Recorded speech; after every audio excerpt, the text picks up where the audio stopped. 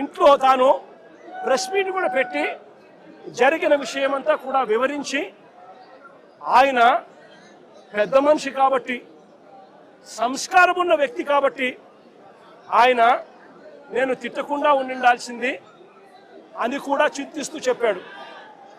అంటే తన మీద దాడి జరుగుతూ ఉన్నా, తనను ఒకవైపున తిరుగుతూ ఉన్నా, అప్పుడు భావోద్వేగంలో ఆయన 2 తిట్లు తిట్టినందుకు ఇంటికి వచ్చి బాధపడి ప్రెస్ మీట్ పెట్టి మీడియా సమక్షంలో ఆయన దీనికి వివరణ ఇస్తూ, అయినా నేను తిట్టకుండా ఉండింటే బాగుండేది, నేను చింతిస్తున్నాను అని సంస్కారం కలిగిన వ్యక్తిగా అంబటి రాంబాబు అన్న వివరణ కూడా ఇచ్చాడు. అంతటి సంస్కారం ఉన్న వ్యక్తిని నిజంగా చేతనైతే పొగడాలి, నిజంగా చేతనైతే పొగడాలి. తప్పు చేశాడు, వాళ్ళు చేసిన దానికి, వాళ్ళు తిట్టిన దానికి, వాళ్ళు ఆయన కారి మీద దాడి చేసినప్పుడు జరిగిన భావోద్వేగ పరిణామంలో కూడా ఆయన ఒకవేళ తిట్టింది తప్పే అయితే క్షమాపణ అని చెప్పన్నట్టుగా తాను చింతిస్తూ చెప్పినప్పుడు శాతనైతే తనను చేసిన మంచి పనికి పొగడాలి. కానీ వీళ్ళేం చేశారు, దాన్ని వక్రీకరిస్తూ, దాన్ని ట్విస్ట్ చేస్తూ, ఏకంగా అంబటి రాంబాబును హత్య చేయడానికి,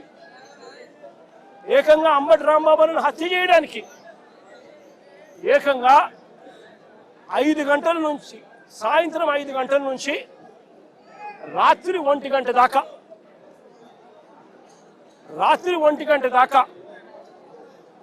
సాయంత్రం 5 గంటల నుంచి రాత్రి 1 గంట దాకా సాక్షాత్తు ఈవిడ ఎమ్మెల్యే గల్లా మాధవి ఇక్కడ మనుషులను వేసుకొని వచ్చి ఈవిడ ఆధ్వర్యంలోనే రాంబాబు అన్న ఇంట్లో దాడి, 5 కార్లు ధ్వంసం, అద్దాలు ఇంట్లో ఇరిగిపోయినాయి, సామాన్లు ఇంట్లో ఇరిగిపోయినాయి, పక్కనున్న ఆఫీసులో మొత్తం అన్ని పగలగొట్టేసినారు.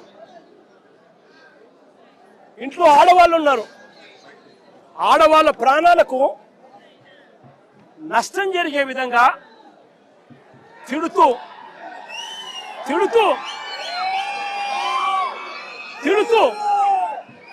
వీళ్ళు వ్యవహరించిన తీరు ఇది. గల్లా మాధవి ఎమ్మెల్యే గారి భర్త సాక్షాత్తు అంబటి రాంబాబు అన్న ఆఫీసును పగల కొడుతూ ఆ రూమ్లో ఉన్నప్పుడు ఫోటో. నేను అడుగుతా ఉన్నా,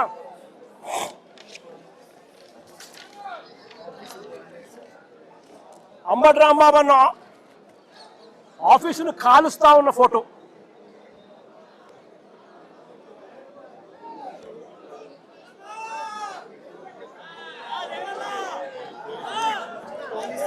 నేను అడుగుతా ఉన్నా. ఇవన్నీ పోలీసుల సమక్షంలోనే 5 గంటల నుంచి ఇవన్నీ జరుగుతూ ఉంటే,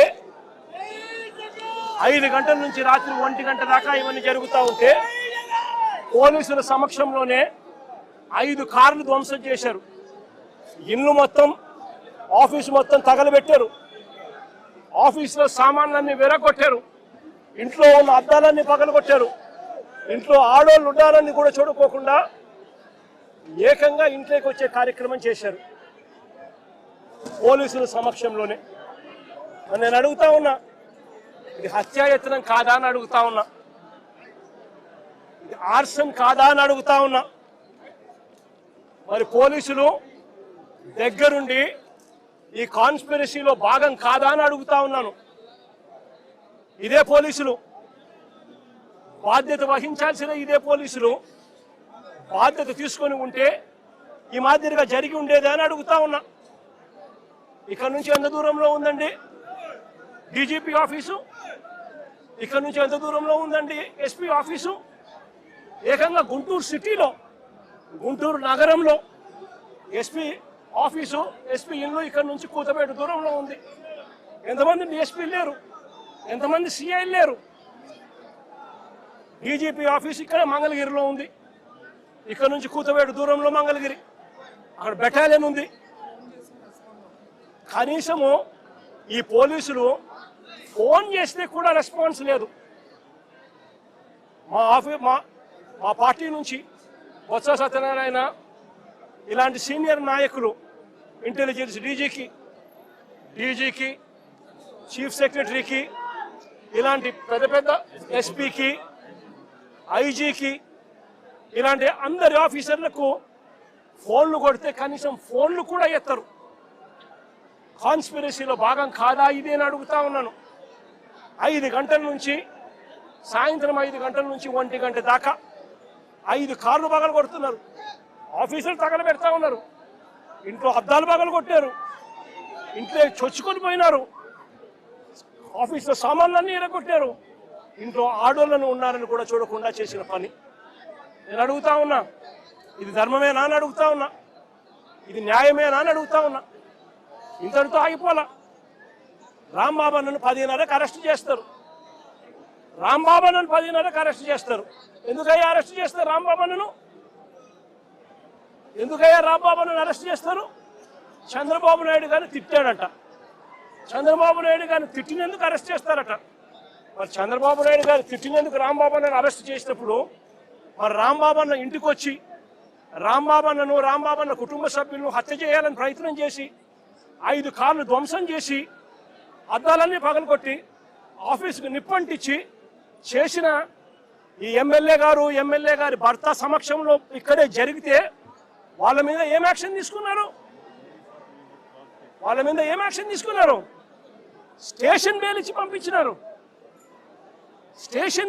పంపించినారు.